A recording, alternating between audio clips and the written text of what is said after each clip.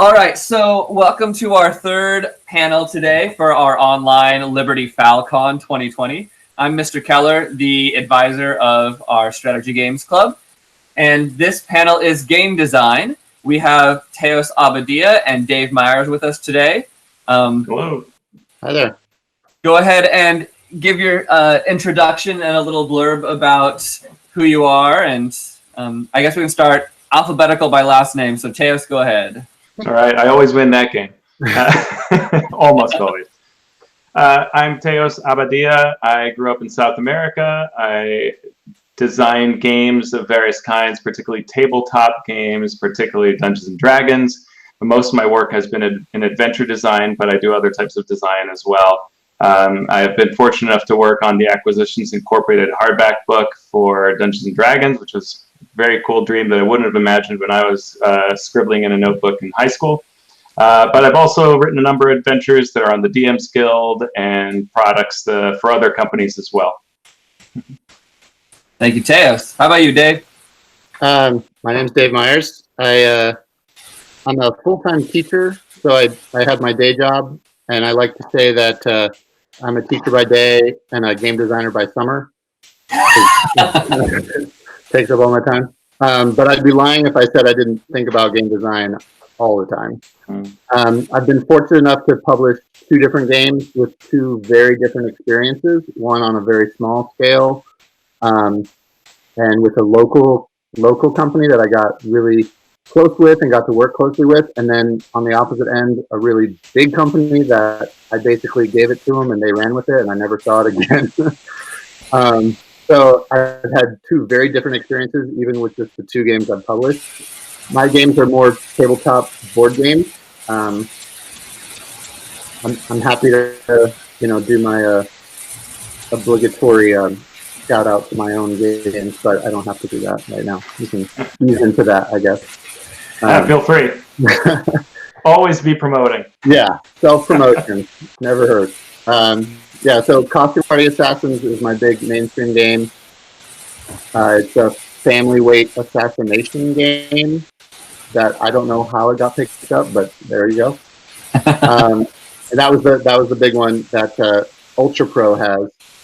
And they're running with it. And then I have a much lesser known boutique kind of hobby game that got kickstarted years and years ago. It's called Length Times Wit. So dice rolling, push your luck word making game.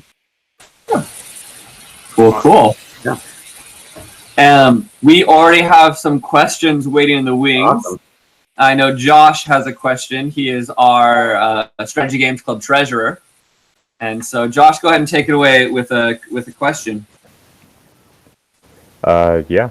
I was just wondering how to, decide what kind of experiences or games will, challenge level. I'm not sure what is going to be challenging for players and what isn't, and what things I can include to make it more or less. Yeah, that's a great question, Josh. And for me, it just comes down to testing. You think it's going to be so challenging and so hard, and then you give it to your playtesters, and they're like, "This is a piece of cake."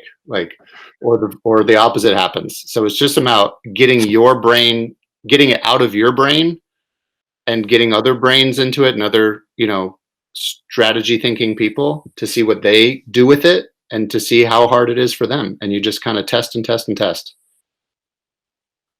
Yeah, absolutely. That's the key is you want to enjoy what you're creating, right? So create for 2 people, create for you and create for the audience. And so when you're creating for you, you want to be happy with what you're putting together.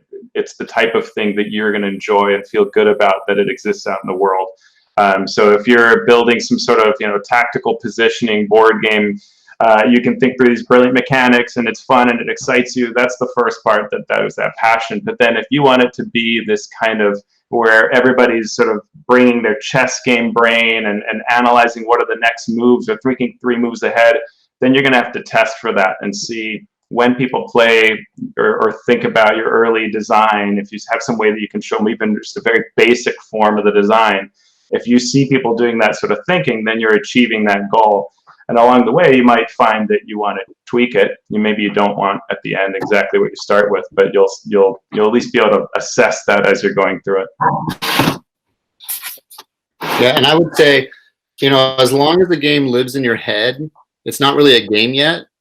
I would get it into playable form as soon as possible, so that you can test those things. Like, is it challenging enough, or how many players can play, or whatever you're looking for. You can't really, everything's theoretical in your head, and you could, debate all day theoretically until you get a practical form of it. And so a really good advice I got early on was, yeah, you want to plan a little bit, but you got to get it playable, even if it's just like little rips, tears of paper, and your pen on paper and tearing out cards or whatever. Like, get it playable so you know what you're working with. And there's some great local resources, like whenever GameStorm gets back into things, they have a whole area where and a whole system by which you can bring games to play test there. And so you can do that game design lab approach, which is a really nice way to test things out. Teos, great shout out to GameStorm and Game Lab, because I would not be a game design. I would not be published without Game Lab and GameStorm, and I will tout their resources all day long, because one of the reasons I wanted to do this panel was I went to panels like 10 years ago, whatever it was. Like, I had to go soak in all the panels, and that is what helped me get started. And Game Lab was one of those support systems that let me test my games and reach publishers and learn how to pitch and learn how to write rules and do all those things. So getting yourself out there is huge.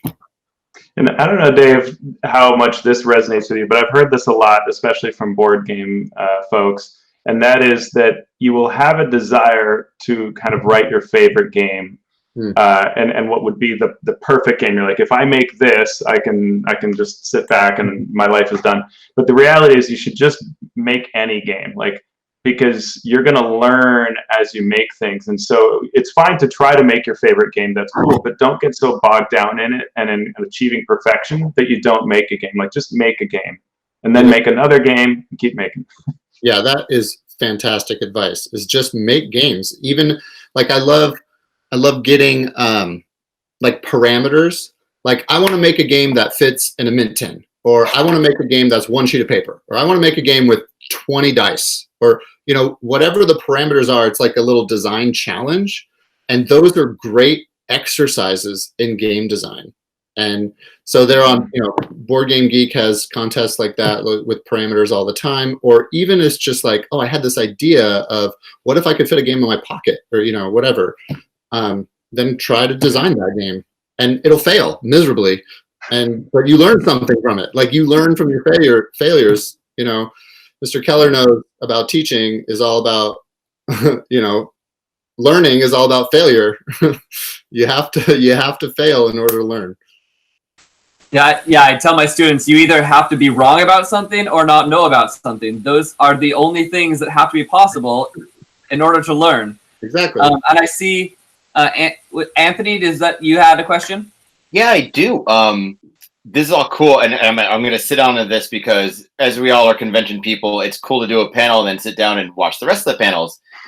So, hi, Dave. I did the D&D stuff earlier. I was going to ask you about, have you ever been part of, or can give us any feedback on Zine Quest, which was a Kickstarter thing that a lot of people made a bunch of small games, and Zine Quest was kind of like a group of like just homemade zine version games, and I think this is the second year, and a lot of them got funded really quickly. And that, if you got something pretty good that you've crowd tested a little bit, Zine Quest was a cool thing through Kickstarter. Like, it was a Kickstarter sponsored thing that a lot of people got a lot of push from. That's cool. Are you aware of this, Teos? I did. I backed one of them that a friend of mine created, and it was all sorts of games. My friend wrote one that was a sort of super light role-playing game that he designed with his two daughters, which is what was especially cool about it. So I backed that one. But yeah, it had some parameters about how the price had to be really low, and there were some other various parameters, and I think there was a limited time for how how long the Kickstarter ran. But there are, as you're mentioning, there are a lot of opportunities like this that you can find to get small games out there. Yeah. What made me think saying about like price as a parameter is really interesting, because the very first game I took to GameStorm, my very first like baby, was like this ginormous game with these new mechanics, and like it was huge, and it got bigger as the convention went on. Like, oh, I could add this, and it just got huge, and it got a really great response, and people were really into it. And I sat down with publishers and like, we really love your game, but there's no way we can publish this. I'm like, but why? And they're like, because it's going to cost a fortune just to make this thing. And so it was my first lesson in like, yeah, you can design. First of all, you should go design the games you love. Like I don't regret that experience whatsoever. And I wouldn't say, like, I wouldn't change it for anything, because it taught me so much about game design and everything. But if one of your goals is to publish a game, then at some point during the process, you have to think about the cost of materials and printing and whatever. And it's impossible to know exactly the cost, but at least it gives you a ballpark of like, oh, maybe I shouldn't have 30 Lego dice in there. Oh, yeah. So you kind of have to, at some point in the process, if that's your goal, you should do that. But like Teos is saying, like, do what you love, design lots of games. And when that becomes a goal, then that's one thing you need to think about. I've got a question, because we've got kind of two different worlds of gaming. We've got like board-based and tabletop or book experience-based. I wonder, what are the similarities of designing for a board game versus a more open-ended tabletop game, and what is different about the process? I've never designed a role-playing game. I love them, but I've never designed one, and I don't know. So, Teos, have you seen the other side? Like a little bit, because I have a lot of friends who like designing board games, so I've crossed over a bit. Yeah, I think there is something like in board game design. We talk about the arc of a game, like as a narrative. You know, like you want your game to peak and like doesn't necessarily have to tell a story. There's plenty of successful abstract games that don't tell a story, but it's not about story per se. It's more about like a narrative experience. Maybe not narrative is the right word, but like this like arc, this experience arc, where you want a climax to the game, and then you want the game to end like right there. Like you don't want it to drag on like at the climax, because that kind of reduces the intensity of a climax anyway. So there is kind of thinking of a tabletop board game design in like a 3-act kind of thing, where it's like, you know, you're doing the exposition, learning like the basics, getting your farm ready or whatever it is, and then kind of the middle time of like the rising action, and like, okay, I think I know what I'm doing, and then conflict comes in. Oh, well, I can't do that now, and then I've solved my problem, I beat my opponents or whatever, and there's that climax, and like game's over, we count points or whatever it is, whatever the end game condition is. Mm-hmm. We do talk about that arc, so that's probably similar to a storytelling game, you know? Yeah, that can be. So game design on the role-playing game side can have a number of aspects, because it's not always self-contained. So you can have a role-playing game, and that role-playing game can have a number, just like a board game. It could be light, or it could be dense. It can be very complex. It can be really big, or it could be, just a couple of sheets of paper that tell you how to do it. So that's kind of the game engine itself. And then you have all of this auxiliary stuff that can be piled onto a game. You can have, character sheet design, which is more of a layout and utility kind of approach. You can have adventures. You can have character options, monster books, all these kinds of things. So a lot of times in game design, it starts with, well, what am I doing, right? And you may be building for a particular thing. Like I do a lot of adventure writing, and then trying to bring out often the best of what the game has to offer, right? What do these mechanics in this game do? I want to make that sing. Often I'm also working with people who have various properties or brands in mind. So like I wrote for Dwarven Forge, which is a company that makes miniature tabletop terrain. So you put all your minis on this really cool looking 3D terrain.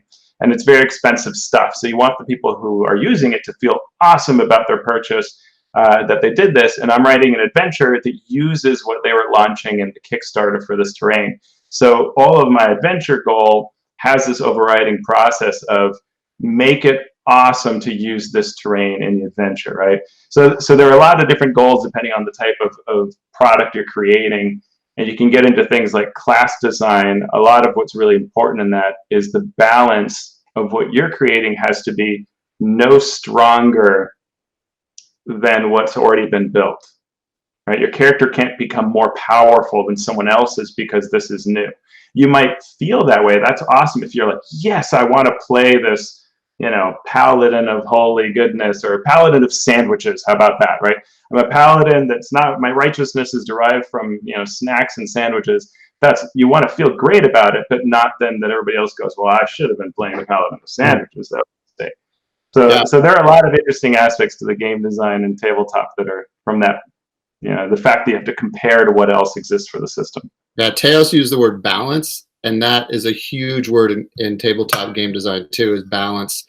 And sometimes it is about variable player powers and things like that, but even games without those kind of things need balance. Like if I'm going to do this strategy to win, like farming, if we're in a farming game and I'm going to collect wood and that's going to be my strategy to win, that needs to balance with the other strategy of collecting hay or whatever stupid game I invented.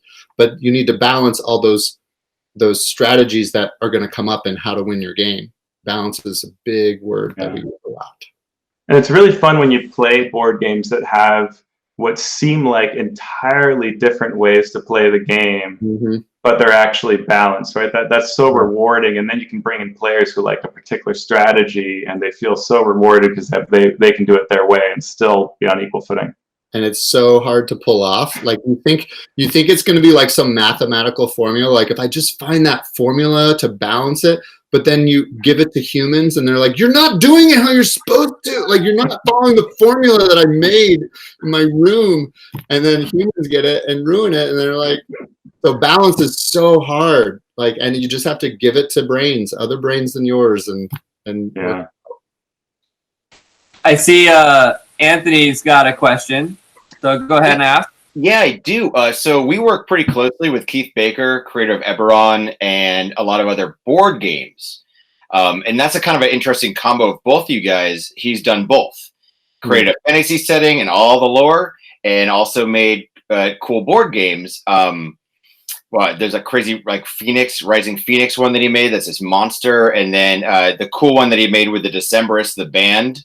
God, I'm blanking on the name of it. It's a cool. Is that Gloom? No, not Gloom. It's basically about the 4 seasons and farming. Illimat. And that's Illimat. Yeah, Illimat. Yeah. So he's done both, and we just Orcs kind of organized a play test for his newest game. That's kind of a card builder RPG that is for Mabim Bam, for my brother and me's adventure zone game that he's putting together. So if you guys are familiar with Adventure Zone and my brother and me, the McElroy brothers, and he's putting the game together with his partner, and it was super interesting to see him work as a game designer with a room of people with a game they've never played that's not complete. And he had questionnaires going on. He was on his computer the whole time with a crazy spreadsheet, and he was running into like an issue every half an hour where there was something didn't work, and he was adapting to it. Can you either of you guys speak to that? Like what you're saying, like getting that balance down. Like a player broke his game, so he had to figure out how to fix it.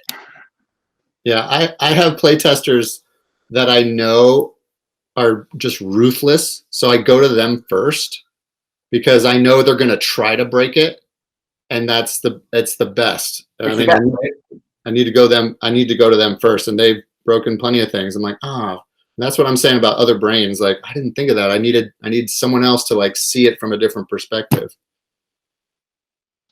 So on my side, I had an adventure I was writing where the whole way it starts in media res, so in the middle of the action, where you are on a chariot following the chariot that has the villain on it. And the adventure, the half of the adventure plays out as you're in this chariot chase. And I knew that at the beginning I was going to play more as a series of checks and sort of back and forths where you're not really involving the chariots, but you're on them and you feel that it's tangible. But then I wanted a section where the chariots really go at each other and sort of you end the chariot race with this battle.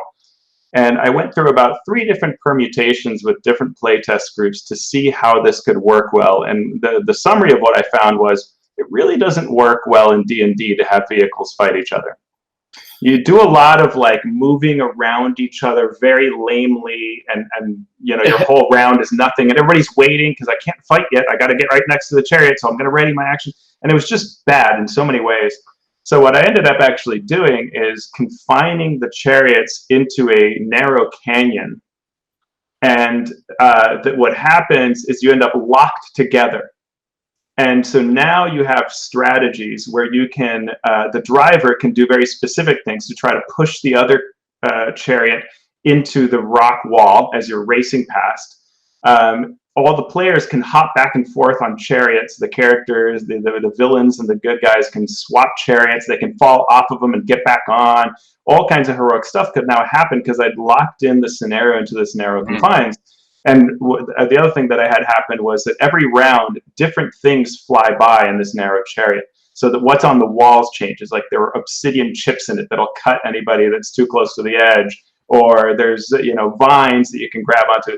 And that was the key to the design, was completely changing my approach to it, right? And I had to play test that only the 4th time did I finally figure out my way around it.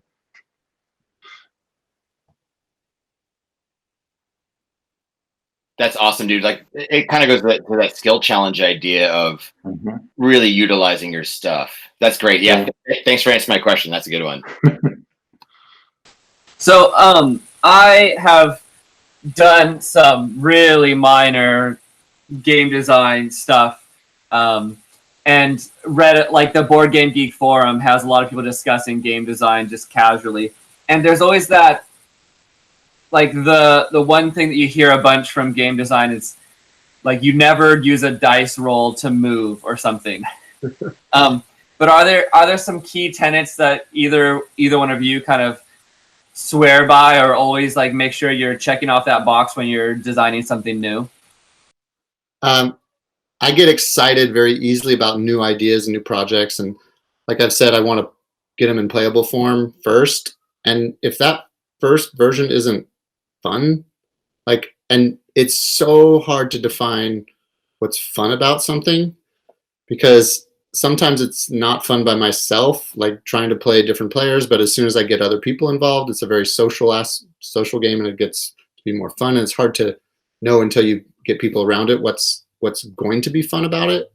But the second that I'm like, I'm doing math to, and I love math, don't get me wrong, but I know that most of the population does not really want to be doing math during a board game. They don't have to try to super optimize their play.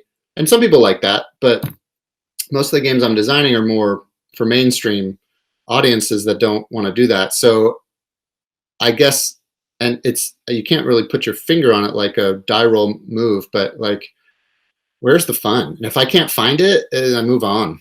Like, it was a cool concept, but let's put it on the shelf. Yeah, absolutely. It's really important to find the fun when I'm trying to design in general. As a principle, the simplest, streamlined solution, the most efficient way to the goal is the best one. Whenever I'm a complex thinker. I overthink things, overdo things, overplan things, and so as an example, in a scene, I would never have 5 goblins in the room. I would have 5 goblins in the room, a prisoner hanging from a rope above a pit, and some trap that's about to go off. That's the way my brain thinks. And then I start putting all these things in there, and then you have to explain to the dungeon master, which is the real design work, right? In an adventure, is you must write this so that it's codified, so that it's easy to look at it and read it and figure it out. Just like in a board game, the rules must be really clear, right? It's at first, it's really about those rules. And if you lose them on the rules, you're done with the play, right? And the same thing, when you're writing for role-playing games, the rules, the way it's written must carry through. And if I've written too much into it, well, maybe there just isn't a prisoner on a rope, right? Because it's just not working, right? Or I take out the trap, or I explain it a different way, because it must be fun to read and it must be streamlined and easy to do. If you get bogged down, it's going to fall apart gameplay wise. Teos, I use the exact same thing. Like if I make up a rule to solve like an issue or problem or something, like, oh, I can just add this rule. If that rule is too hard to explain when I go to write the rules down, then I can't have that rule. Like that's too much. Or if it takes too much page space just to fix this one thing, like, oh, I can just add this thing here. This, oh, if you roll a 6, then you're going to do this. But if it's too much to explain that, then I'm like, I got to think of a different way around it. Like you're exactly right. Yeah. Streamline. If you got to make it simple to read, and that goes for board game design too, like you said. And the only way to learn that is to just do it over and over again, because you get better and better. And the same is true of writing, just plain old writing, right? So there's sort of two levels that I deal with. One is I'm constantly becoming a better writer, and I'm eternally thankful for all the classes I've had on it. I took a lot of writing and coursework in college. But all of the writing I've done of all the different kinds, I continue to fine tune how well I can get a thought out in a logical way, so that from start of that paragraph to the start of the next one, it all works and it's as tight and concise as possible. With game rules, it's a whole nother beast, where there's often a language to the rules you must master, but once you master it, it is how you approach it. So on the idea stage, I might say something like, I'm gonna have a monster that when you look at it, you are momentarily paralyzed or turned to stone or something like that. And then as you try to write it out, well, what am I saying? The monster turns and looks at you, right? Like, wait, is it an action? And all this finagling of the words, that's where you get your pay, right? Like that's the hard part. The rubber meets the road there of how to do it. And often your first way you'll start it out will not be at all like the last version, because you realize maybe it just doesn't work to have the monster look at them. That doesn't create the effect. So they must look at the monster. So you turn it around until it's nice and efficient and it's thematic, but it's still functional from a rules perspective and mechanical perspective. Yeah, we're getting down to the nitty gritty, but for me, it's like defining your terms clearly. If you call something a stick in one thing, it's got to be a stick the whole time. And what helped me is I capitalize those terms, kind of like a German thing to do.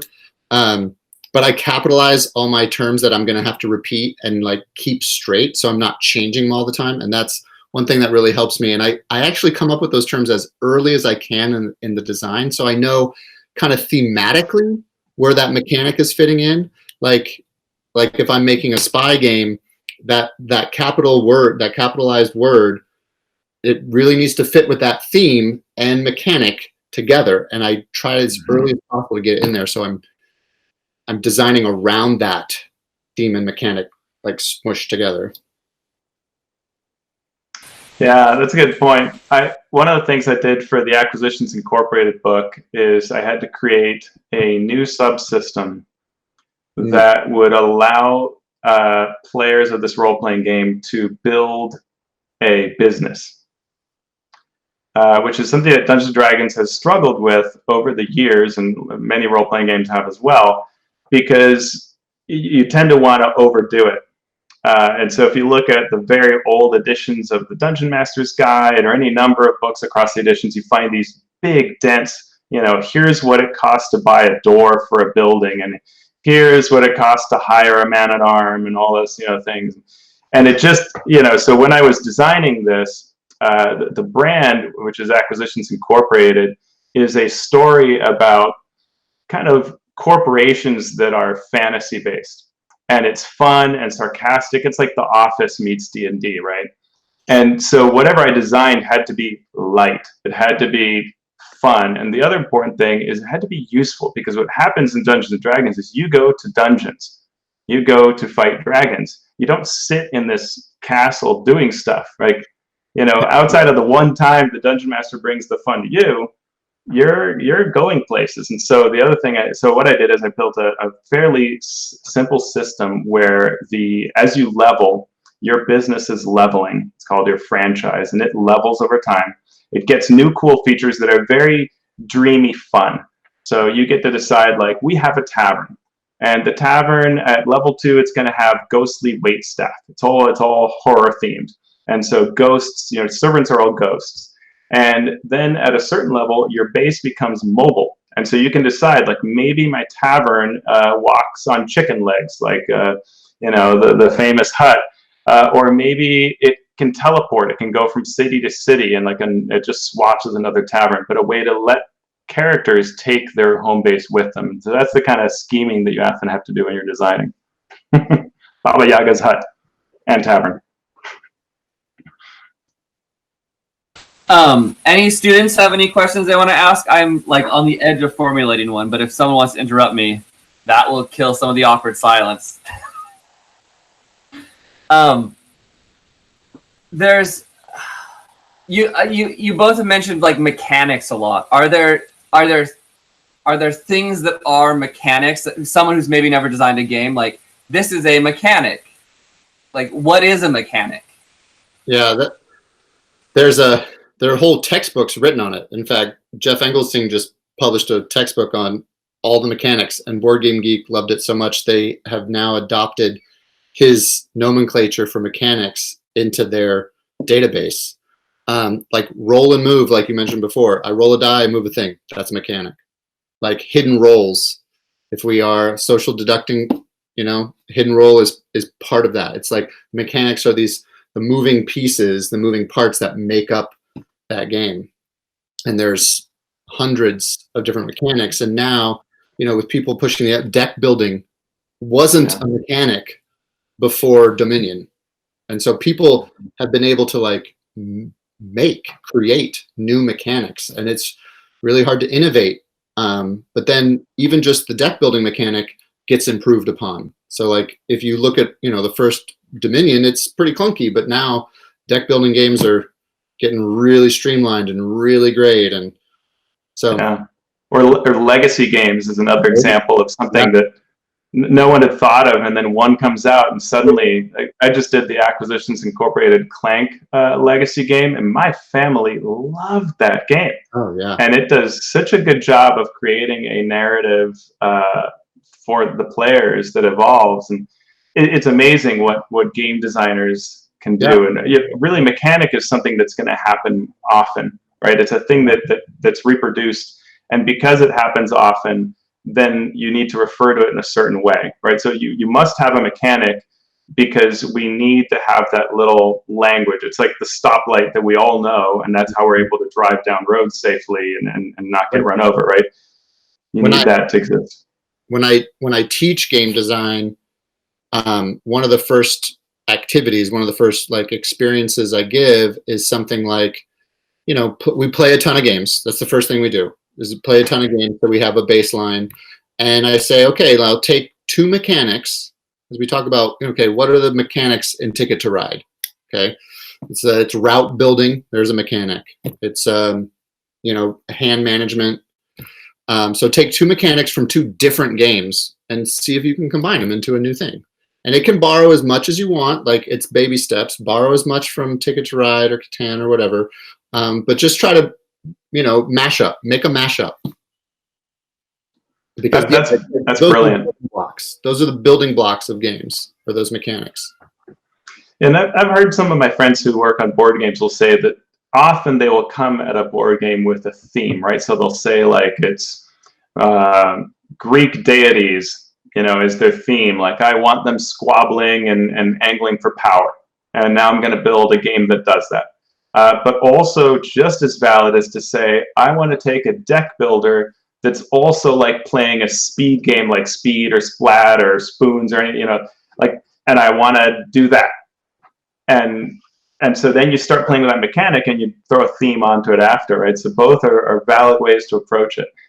Yeah, and I would add on that, like the sooner that you can get those things together, like you can start on either end of that spectrum, the theme or the mechanic, but the sooner that those things come together in your design process, the better. Because the best games, those mechanics become intuitive when they are gelled with that theme.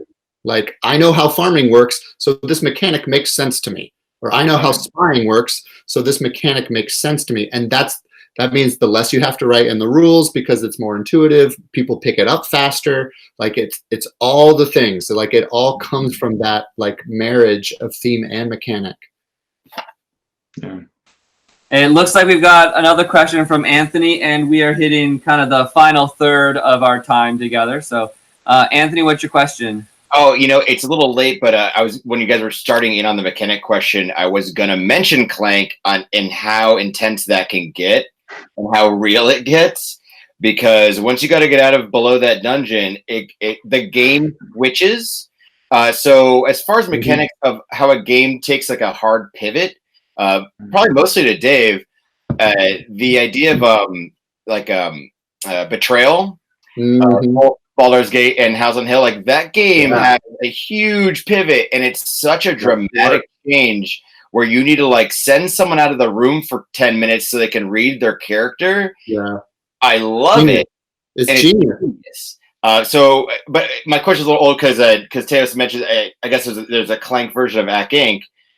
That's cool, but maybe expand on that. Like the game changes, and maybe speak on that a little bit. Thank you. Betrayal and House of the Hill is like the epitome of that.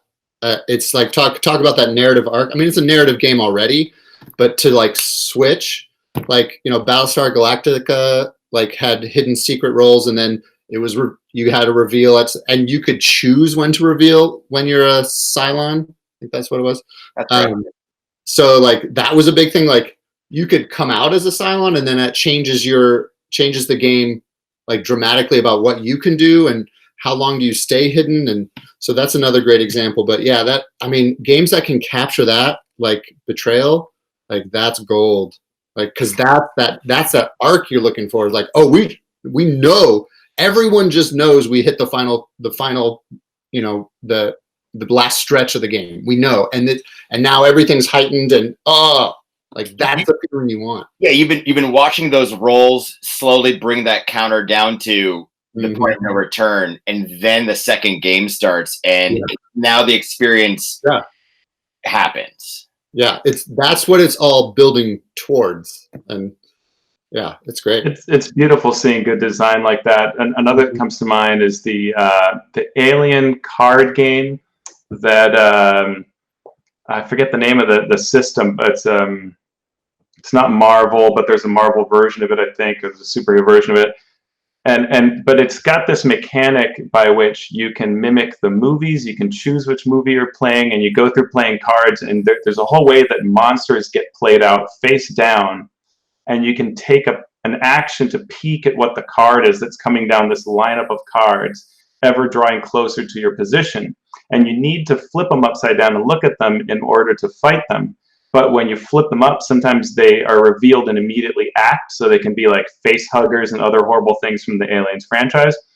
And so there's this dread of doing what you must do, just like in the movies. And then it's combined with these story aspects that really pull you into that narrative. It's just beautiful design, right? In the same way, the Alien role-playing game the new version has a mechanic where when you're in a suit, you have to roll every round to see how much air you consumed. And it is so freaky. It's scary to do it. I wasn't even in a suit, but I had told someone, because I was the boss, told someone to go in an airlock and fix it. And I was like fearing for them. Like, oh, I'm going to kill them because I told them to go into this shaft and they're running out of air. And, I mean, really just great mechanics, right? Yeah, really good, like response from your players, like when they're actually scared, is pretty great. And then the other thing I would actually love to ask before I'm done is when someone dies, sometimes there's a really cool mechanic of keeping them around. I play a little Sentinel of the Multiverse, and when your character dies, that game's great, by the way, they're a ghost and they can kind of help out their friends. And I love that in game design, Dave. Yeah. I actually made a classroom version of Werewolf where we play with 30 people. And I don't know if you know, I teach middle school, and I don't know if you know middle schoolers, but keeping them engaged for 45 minutes for a 30-person game of Werewolf is pretty impossible. Wow. So we actually, my buddy and I, who was my co-teacher at the time, we came up with this role for a ghost, and you get you have village. I don't know if you're familiar with Werewolf, but you have villagers versus werewolves and secret identity game. Cool. And villagers get to be ghosts, and they decide on a one-word clue to haunt another villager. And so the villagers get, it's social deduction. So any information is the big deal. And the werewolves that become ghosts can choose to haunt villagers and give them false information, or other werewolves to give them their information, and you don't know who you're getting haunted by. So it was something to keep them engaged. And after the elimination, it's funny because my one big hit game is a elimination game, and I don't like elimination games. Yeah. But it's like a 20-minute family elimination game. So you can be eliminated early and wait 10 minutes. It's okay. Yeah, but for something longer, it's fun to keep playing as a different version of your character. Right. And what's really cool about that is when you die in Werewolf, in our version, is you get knowledge about everyone's role. So some people kind of like are looking forward to dying because they're like, oh, I can't wait to find out who, because I think they are, but I don't know. And then they die and they're like, yes. That's awesome. You've never seen someone celebrate being eliminated from a game of Werewolf before. Right on. That sounds cool. Yeah. I do see that Alejandro has a question. Hopefully he remembers, and it wasn't like I made him forget when I called on him. I almost forgot it.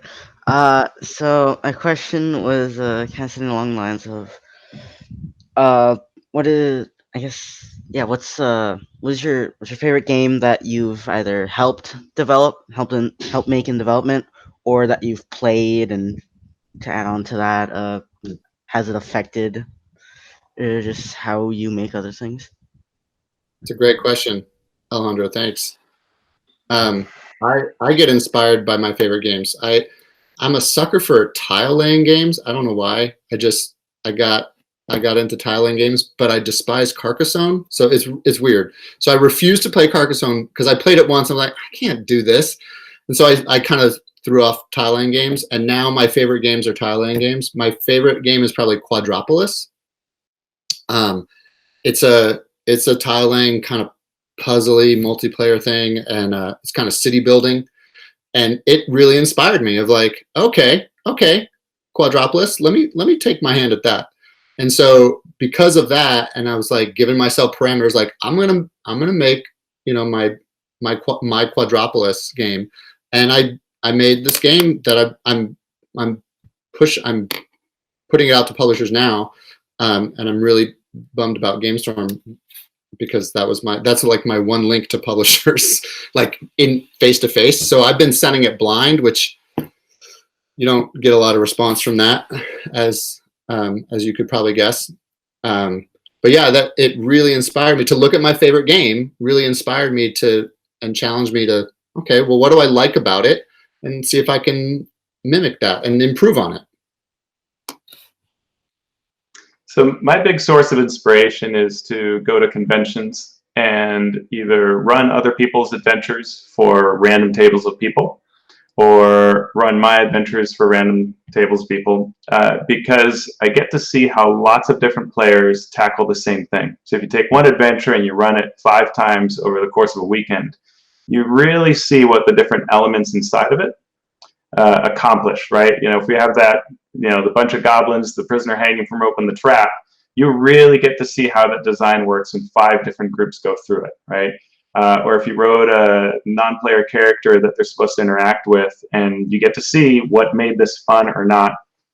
That's a great way to do it. So that's my constant source of inspiration, but I'm usually draw from the well of Indiana Jones.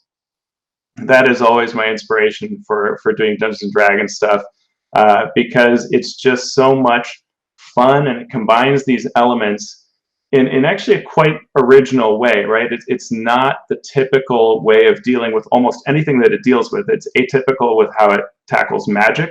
It's atypical, or the supernatural. It's atypical with how it handles heroism. He's constantly making mistakes, survives them, but constantly, right? Almost always losing his hat, barely grabbing onto it, right? And it does just great things like that. And so an example of one that I drew from is there is the scene at the beginning of Indiana Jones and the Temple of Doom where he's in this sort of jazz club in Singapore, I think it is, or Hong Kong, I forget where it is. But he is in this Asian nightclub, and he just needs this vial of antidote, right? And it ends up on the floor with all of this ice spilling out of a bucket, and there are dancers going back and forth and musicians, and of course, mob people trying to kill him. And, you know, like that is just great movie making, but it's also great design to think about how these elements interact and create really cool situations for players. So I turn to the well of Indiana Jones constantly when I'm designing things. That's awesome.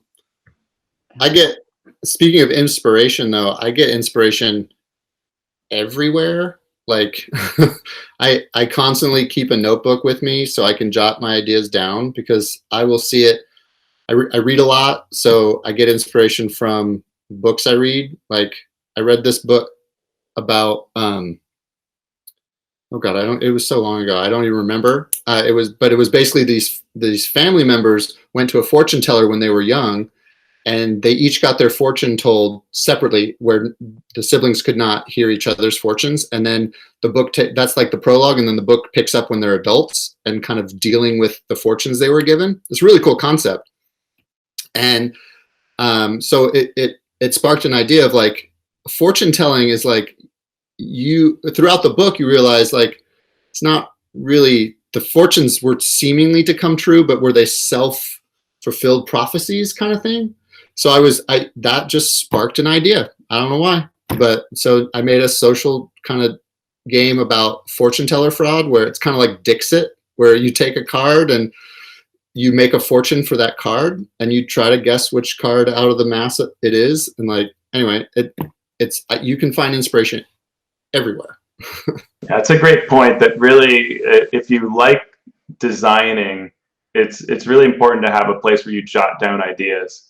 And constantly just write those down, and you can choose how you want to keep them and sort them and whatever. But the most important part is to just be looking at everything around you and applying it right to your concepts. I've written an adventure by the side of a pool where I was like, what if each side is showing up on either side, and there's ice, and you're slipping and sliding down, and there's water and sheets of ice. You know, it just started coming to me as I was looking at people sliding down this water slide, and I'm like, yeah, this could be great.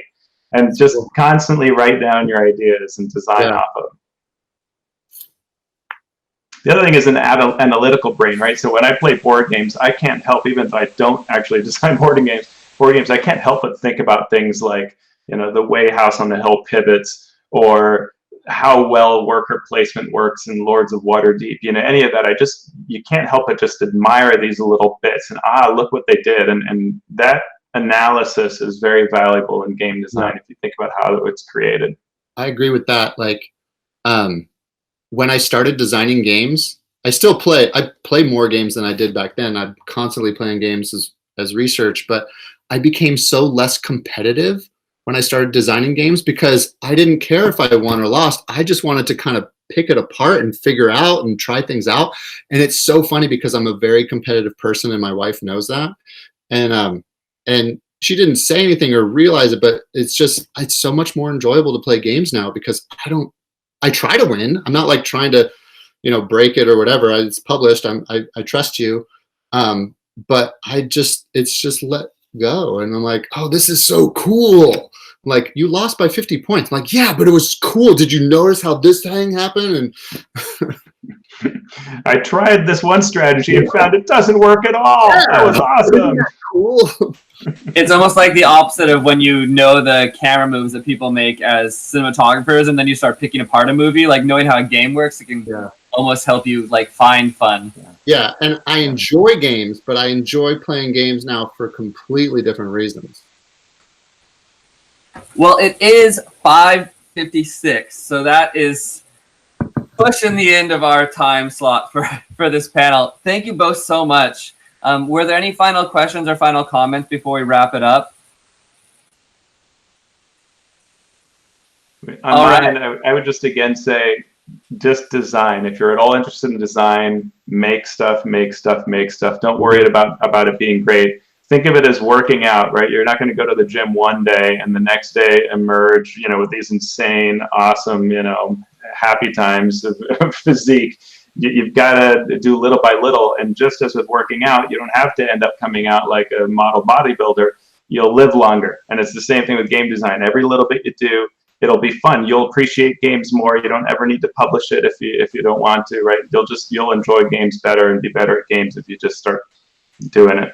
Yeah, and my advice is, I live in this book, but it's not a game until I can push the paper around the table or roll the dice or have the things, the bits. So my advice is to get it into playable form as soon as possible, and you can always change the stuff later. But when it's theoretical, that's it. It's just theoretical. It's not really a game until you get it to the table and try it out, even if it's just by yourself where you're playing both players or even 3 different players.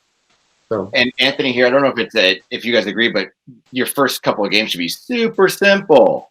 Mm-hmm. Just so you get your whereabouts, and you're like, okay, this is a cool adventure. It takes 4 hours. Don't try to make an epic next level quest or something. Like, keep it simple. I totally failed at that on my first go around, and it was a good lesson too. But yeah, keeping it like what my wife did was, because she's not a gamer, she likes the social kind of games, and she's like, you know what? If you want me to play if you want me to play test your games, the rules need to fit on one page and take 5 minutes to explain. And I did that. I made 3 games that did that, and I published 2 of them. Nice. That's great. That's great. All right. Well, thank you very much for joining us for our online FalCon. I'm hoping that next year we have, as a society, kind of conquered this coronavirus stuff, so we can all be together and really play board games in person and dice roll in person, and all meet for FalCon 2021. Cool. I hope you all stay safe and healthy, and thanks so much for being a part of this.